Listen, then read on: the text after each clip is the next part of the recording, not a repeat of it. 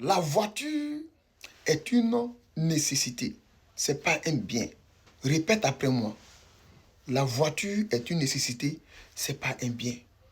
Je vais vous expliquer ici dans cette vidéo à combien j'ai payé ma première voiture ici aux États-Unis, à combien j'ai payé ma deuxième voiture et comment le système fonctionne. Partagez cette vidéo parce que ce que je vais dire ici, ça va vraiment vous aider. Ça va vraiment vous permettre de comprendre beaucoup de choses.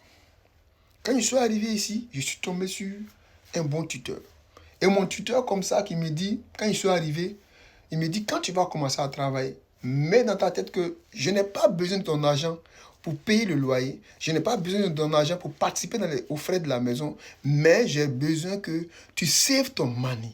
Tu gardes ton argent pour que tu puisses acheter ta première voiture. Même si c'est une voiture occasion, mais tu dois l'acheter cash. Et c'est cette voiture-là qui va te permettre un peu d'être encore au devant des choses. Aujourd'hui, c'est vrai. Tu roules le vélo pour aller au travail. Aujourd'hui, c'est vrai. Souvent, quand il fait froid, je suis obligé de venir te chercher au lieu de ton travail pour mettre le vélo derrière, dans le coffre, pour qu'on rentre à la maison. Mais ça ne doit pas te décourager. Tu dois savoir que tu dois garder ton argent. Save ton money pour payer ta première voiture. Et c'est comme ça que j'ai commencé aussi à garder mon argent. J'ai commencé à garder mon argent et en l'espace de 3 mois, j'ai fait quelque chose de $5 000. $5 000 dans mon saving et je suis allé payer une voiture cash.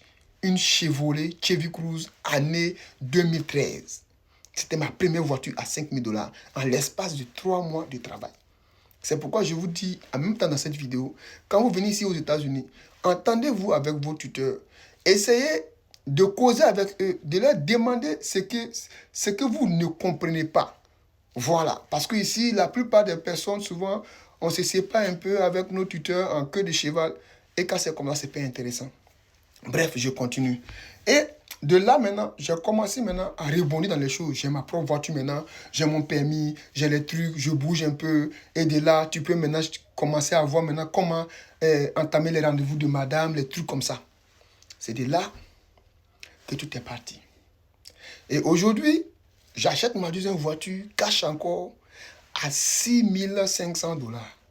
Regardez, je vous explique pourquoi je ne paye pas la voiture avec une carte de crédit.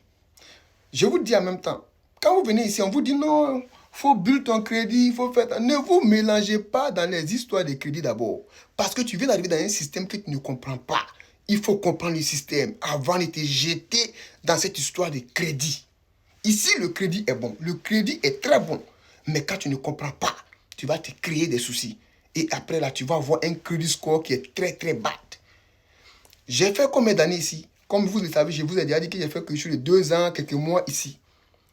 Mais c'est maintenant que j'ai ma première crédit card. Grâce au docteur Odé.